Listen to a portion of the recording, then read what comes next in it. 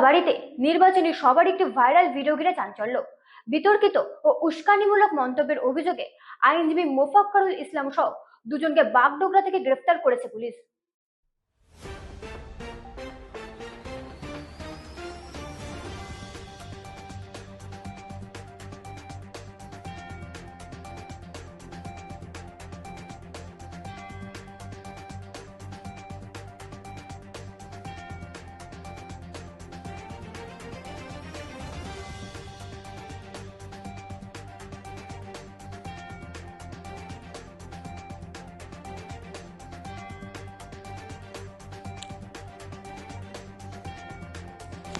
মালদহের মোথাবাড়িতে নির্বাচনী সভার একটি ভাইরাল ভিডিওকে কেন্দ্র করে সম্প্রতি ব্যাপক উত্তেজনা তৈরি হয়েছে। ওই ভিডিওতে বিতর্কিত মন্তব্যের জেরে পুলিশ এক আইনজীবী মোফাক্কারুল ইসলাম সহ দুজনকে গ্রেপ্তার করেছে।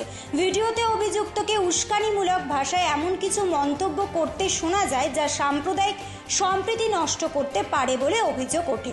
ওই ব্যক্তি সরাসরি নির্দিষ্ট একটি গোষ্ঠীর বিরুদ্ধে কুরুচিপূর্ণ শব্দ ব্যবহার করেছিলেন বলে জানা গেছে। বিষয়টি প্রকাশ্যে আসতেই স্থানীয় প্রশাসন কড়া পদক্ষেপ নেয়। এলাকায় শান্তি বজায় রাখতে পুলিশি নজরদারি বাড়ানো হয়েছে এবং ধৃতদের বিরুদ্ধে যথাযথ আইনি ধারায় মামলা রুজু করা হয়েছে। পরিস্থিতি নিয়ন্ত্রণে রাখতে প্রশাসনের পক্ষ থেকে সকলকে সংযত থাকার অনুরোধ জানানো হয়েছে।